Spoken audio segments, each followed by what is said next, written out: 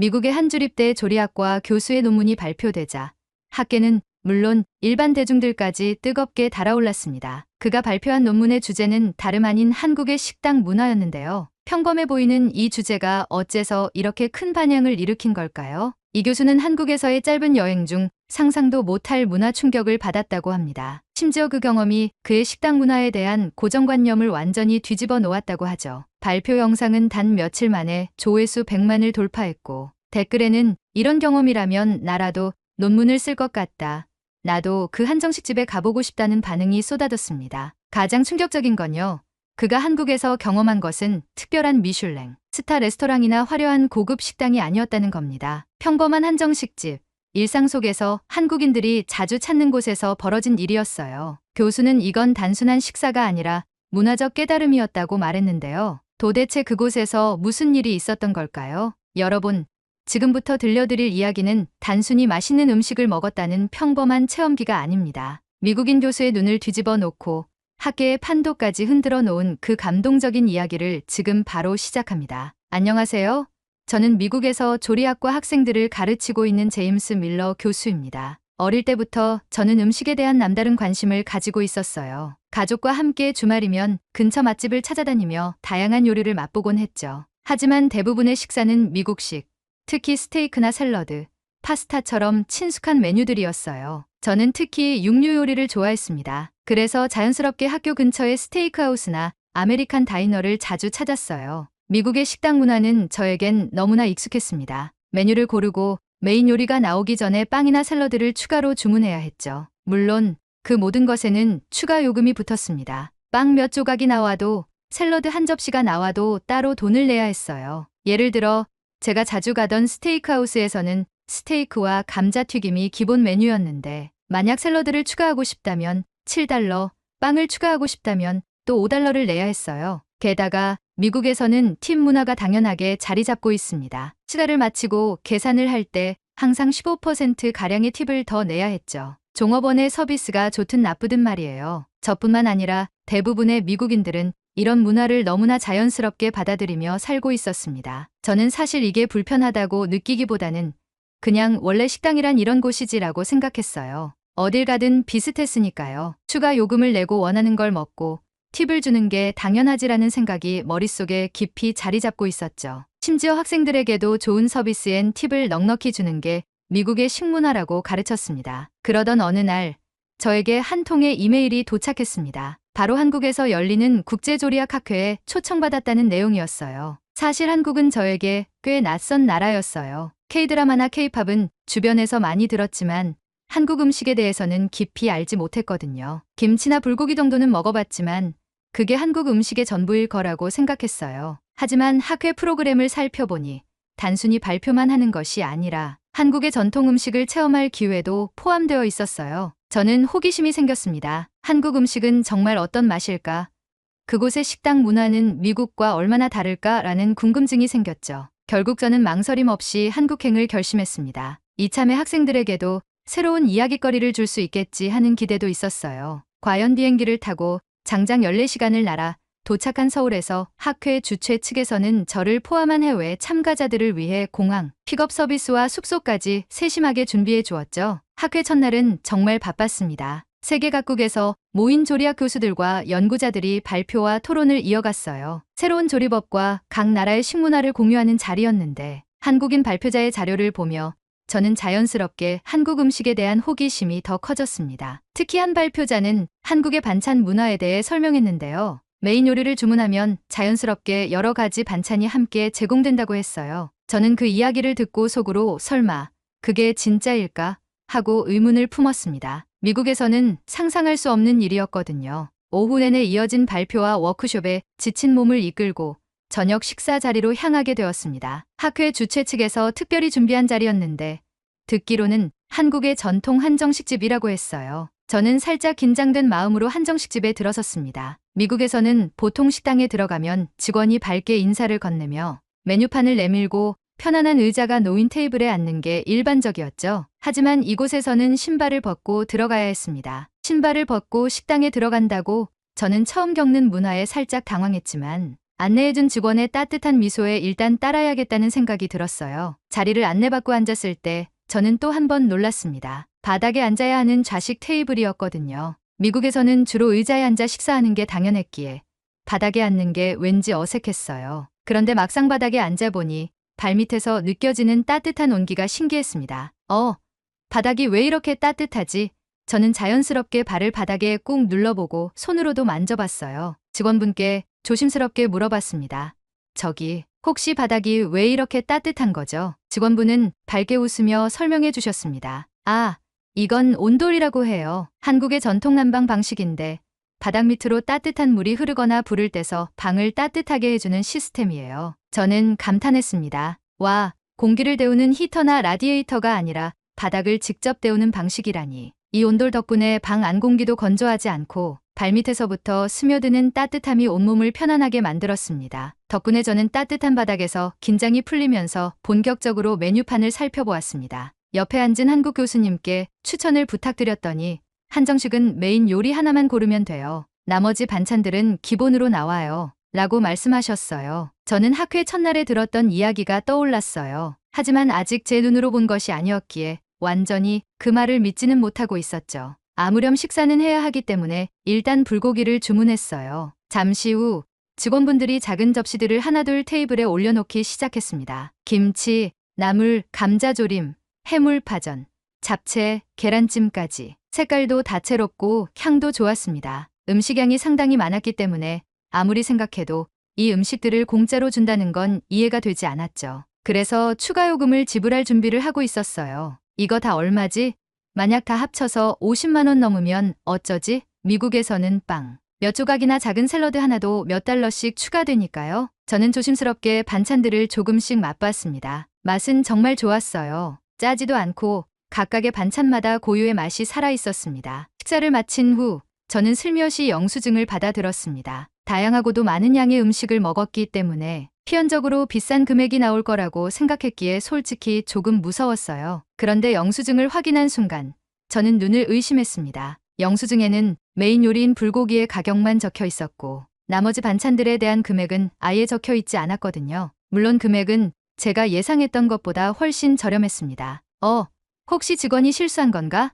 미국에서는 식당에서 영수증에 잘못된 내역이 찍히는 경우 추가 요금을 내야 할 수 있기에 저는 불안한 마음에 옆에 앉은 한국 교수님께 영수증을 보여드렸습니다. 혹시 이거 영수증이 잘못된 거 아닐까요? 반찬 가격이 하나도 안 적혀 있어서요. 그 말을 들은 한국 교수님은 빙그레 웃으셨습니다. 제임스 교수님이 아직 한국이 처음이셔서 이런 문화가 낯설게 느껴지시는군요. 말씀드렸잖아요. 한국에서는 반찬은 그냥 준다고요. 저는 귀를 의심했습니다. 그러기엔 반찬이 너무 많았어요? 이래서 식당이 남는 게 있을까요? 이분들도 이윤을 내려고 식당을 운영할 텐데요. 네, 맞아요. 교수님 말씀이 틀린 건 아니에요. 하지만 한국의 식당 문화에서 반찬은 기본적으로 서비스예요. 식당마다 차이가 있지만 특히 한정식집에서는 이렇게 여러 가지 반찬이 나오는 게 일반적이죠. 메인 요리에 금액이 포함되어 있다고 생각하세요. 저는 그 말을 듣고 머릿속이 복잡해졌습니다. 심지어 직원분들은 팁을 기대하지도 않았습니다. 오히려 팁은 필요 없다며 미소로 인사를 건네셨죠. 팁을 안 주는데도 이렇게 친절하게 대접을 받는 게 신기하고 놀라웠습니다. 그날 밤 숙소로 돌아온 저는 잠을 이루지 못했습니다. 단순히 음식이 아니라 그 속에 담긴 정과 환대의 의미를 더 깊이 파헤쳐 보고 싶었습니다. 그래서 저는 학회 남은 일정 동안 더 다양한 한국 음식을 경험해 보기로 마음먹었어요. 이것이 정말 전통 음식점에서만 가능한 특별한 문화 아닐까? 다른 곳에서도 이런 경험을 할 수 있을까라는 궁금증이 든 거예요. 그리고 이 작은 결정이 제 인생을 완전히 바꿔놓게 된 계기가 되고 말았죠. 마침 학회 프로그램에는 전통시장 투어와 현지 식당 탐방이 포함되어 있었어요. 덕분에 저는 다시 한번 한국 교수님들과 동행할 기회를 얻었어요. 함께 전통시장을 찾았는데 시장 안은 각종 길거리 음식으로 가득했습니다. 떡볶이 노점 앞에 사람들이 길게 줄을 서 있었어요. 저는 매콤달콤한 소스에 쫄깃한 떡이 먹음직스러워 보여서 떡볶이를 주문했어요. 그런데 떡볶이를 담아주면서 아주머니께서 길쭉한 꼬치에 꽂힌 어묵을 함께 주시는 겁니다. 어묵은 따로 주문 안 했는데요. 아주머니는 웃으며 대답하셨습니다. 떡볶이 시키면 어묵 국물은 서비스예요. 어묵도 하나 드셔보세요. 저는 이번에도 얼떨떨하게 어묵을 받았습니다. 미국에서는 단품 메뉴를 시키면 그게 전부인데 여기는 떡볶이를 시키기만 해도 어묵과 따끈한 국물까지 덤으로 주다니요. 국물은 시원했고 어묵은 부드러우면서도 쫄깃했어요. 서비스라는 이름으로 받았지만 그 맛은 전혀 가볍지 않았습니다. 저는 이어서 순대도 주문했습니다. 사실 처음엔 순대의 비주얼이 조금 낯설었어요. 그런데 옆에서 한국 교수님이 순대만 먹으면 아쉬우니까 간과 허파도 꼭 드셔보세요. 한국에서는 보통 서비스로 주거든요. 라고 알려주셨습니다. 정말 순대를 담아주시던 상인분이 간이랑 허파도 드릴까요? 하고 물어보셨고 저는 고개를 끄덕였어요. 그리고 순대 한 접시를 받아보니 접시 한쪽에 간과 허파가 가지런히 담겨 있었습니다. 저는 조심스럽게 허파를 집어 먹어봤는데 예상과 달리 고소하고 부드러웠어요. 이제는 의아함을 넘어 호기심이 들었습니다. 도대체 어디까지가 서비스인 거지? 학회가 끝난 후 저는 한국 교수님과 함께 전통 찻집에 가게 되었습니다. 이번에도 따뜻한 유자차를 주문했는데 차와 함께 작은 다식들이 함께 나왔어요. 저는 찻집은 음식점과 분명 다르겠지 싶었다고 생각했기 때문에 추가 요금이 있을 거라고 생각했죠. 혹시 이 과자는 따로 비용을 내야 하죠? 음식점도 아닌데 교수님은 웃으며 고개를 저으셨습니다. 아니에요. 전통 찻집에서는 차를 주문하면 간단한 다식도 함께 나오는 경우가 많아요. 이것도 서비스라고 보시면 돼요. 그 말을 듣는 순간 저는 한국의 덤 문화에 푹 빠질 수밖에 없었습니다. 팬이 되어 버렸어요. 차 한 잔에도 한국인들은 배려와 환대를 해주는 문화가 있었던 거예요. 마지막으로 일정을 마치기 전 방문한 곳은 삼겹살 전문점이었어요. 미국에서는 고깃집에 가면 고기 외에는 대부분의 사이드 메뉴가 추가 비용이었는데 이곳에서는 고기를 주문하자 상추, 깨십, 마늘, 쌈장, 된장찌개까지 자동으로 나왔어요. 저는 삼겹살을 맛있게 먹고 있는데 직원분이 식사 후 입안을 깔끔하게 해준다는 매실차를 건네주셨어요. 이건 따로 주문하지 않았는데요? 라고 물었더니 후식으로 드리는 거예요. 라는 답이 돌아왔습니다. 저는 속으로 생각했습니다. 여기는 정말 손님이 돈을 더 쓰게 만들기보다는 편안하게 식사하고 좋은 기억을 안고 가게 하려는 문화구나. 이 모든 경험을 통해 저는 깨달았습니다. 한국의 식문화에는 단순히 가격이나 서비스 이상의 무언가가 담겨 있다는 것을요. 이 덤 문화와 정의 정신은 그저 배를 채우는 것을 넘어 마음까지 따뜻하게 만들어 주었습니다. 저는 한국의 이런 문화를 미국에 꼭 알리고 싶다는 생각이 강하게 들었어요. 그래서 학회가 끝나자마자 미국으로 돌아가 한국의 식문화에 대해 논문을 준비하게 되었습니다. 한국에서의 감동적인 경험을 단순한 여행 에피소드로 남겨두고 싶지 않았어요. 특히 조리학을 가르치는 교수로서 한국의 식문화에 담긴 덤 문화와 정의, 가치를 학문적으로 접근하고 싶었습니다. 논문의 주제는 한국의 식문화와 서비스 정신, 세계로 뻗어갈 수 있는 덤 문화로 정했습니다. 저는 먼저 한국에서의 경험을 되짚어보며 각각의 사례를 세밀하게 정리했습니다. 저는 지금까지 경험했던 5곳의 특징을 분류했습니다. 크게 5가지 사례로 분류했습니다.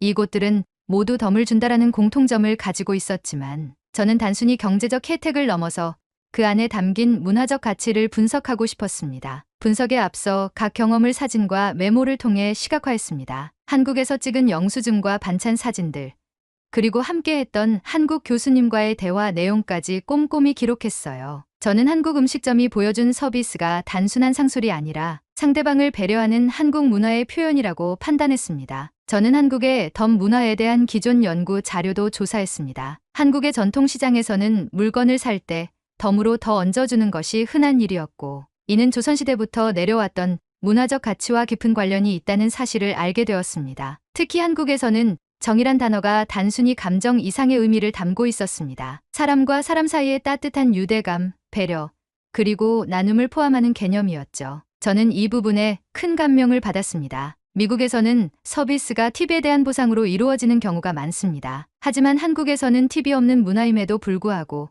직원들은 오히려 더 따뜻하게 손님을 맞이했습니다. 결국 이는 단순히 경제적 동기가 아닌 사람을 대하는 진정성에서 비롯된 것이라고 결론 지을 수 있었어요. 저는 이 논문을 미국 조리학회에서 발표하게 되었습니다. 학회 당일 많은 교수들과 식문화 전문가들이 발표장을 가득 메웠어요. 저는 발표를 시작하며 한국의 식문화에 대한 제 경험을 진솔하게 전달했습니다. 청중들은 한국의 반찬 문화와 덤 문화에 대해 놀라워했고 몇몇 교수님들은 직접 한국을 방문해보고 싶다는 이야기도 했습니다. 발표가 끝난 후 여러 교수님들이 제게 다가와 제가 한국의 문화를 접할 때 했었던 동일한 질문을 이어갔습니다. 특히 정말 한국에서는 반찬이 무료로 제공되나요?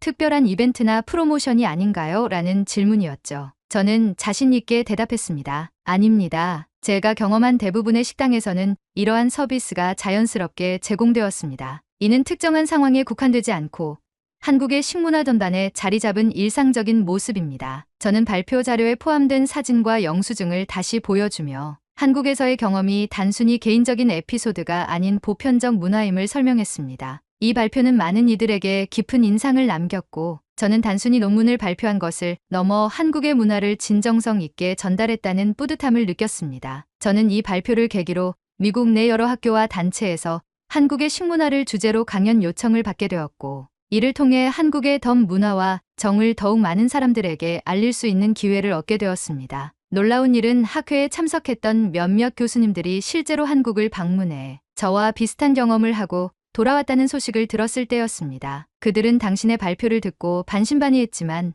실제로 가보니 진짜였어요. 한정식집에서 반찬이 무료로 제공되고 떡볶이집에서는 따뜻한 어묵 국물을 주더군요. 라며 감탄을 전해왔습니다. 저는 한국의 덤 문화를 알리기 위해 작은 책자도 발간했습니다. 책자에는 한국의 다양한 식문화와 함께 제가 직접 찍은 사진들, 그리고 경험을 바탕으로 작성한 에세이를 담았습니다. 이는 학회와 대학 도서관, 그리고 조리학과 학생들에게 배포되었고 예상보다 많은 사람들이 관심을 보여주었어요. 한 번은 한 학생이 이메일을 보내왔습니다. 교수님 덕분에 한국에 교환학생으로 가게 되었어요. 꼭 현지에서 반찬을 경험하고 싶습니다. 라는 내용이었죠. 저는 그 학생에게 한국에서 꼭 가봐야 할 음식점과 문화 체험 장소를 추천해 주었습니다. 시간이 지나면서 저는 자연스럽게 한국 문화전도사라는 별명을 얻게 되었습니다. 강연뿐만 아니라 지역 방송국에서도 저를 초청해 한국의 식문화에 대해 이야기할 기회가 생겼어요. 방송에서는 한국의 한정식과 길거리 음식을 소개하며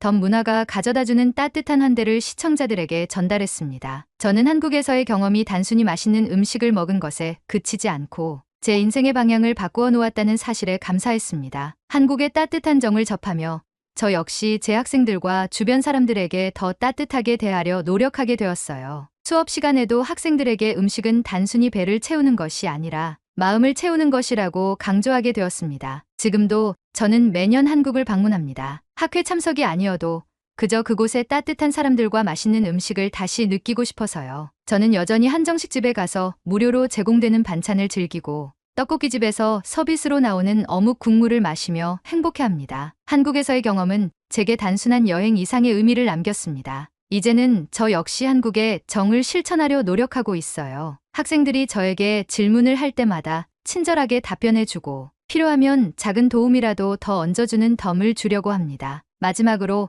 여러분께도 한국의 따뜻한 식문화를 직접 경험해 보시길 추천드립니다. 한국에서는 음식을 통해 마음을 나눌 수 있고 그 안에서 진정한 환대와 사랑을 느낄 수 있을 겁니다. 오늘 제 이야기를 들어주셔서 감사드리며 혹시 여러분도 한국에서 감동적인 경험을 하셨다면 언제든 저에게 알려주세요. 여러분의 이야기도 누군가에게 따뜻한 감동을 전할 수 있을 테니까요. 한국의 정문화는 오랜 역사와 공동체 중심의 삶에서 비롯되었습니다. 한국 사회는 예로부터 농경 사회를 기반으로 형성되었고 이는 자연스럽게 함께 살아가는 것의 가치를 중요시하게 만들었습니다. 농사일은 혼자서 해결하기 어렵기 때문에 이웃 간의 협력과 상부상조가 필수적이었고 이러한 생활 방식이 정이라는 독특한 문화적 감수성을 키웠습니다. 정은 단순히 친밀감이나 호의 이상의 의미를 지니며 서로를 보살피고 배려하는 마음을 포함합니다. 예를 들어 한국의 전통적인 두레나 품앗이 문화는 마을 사람들이 함께 일하고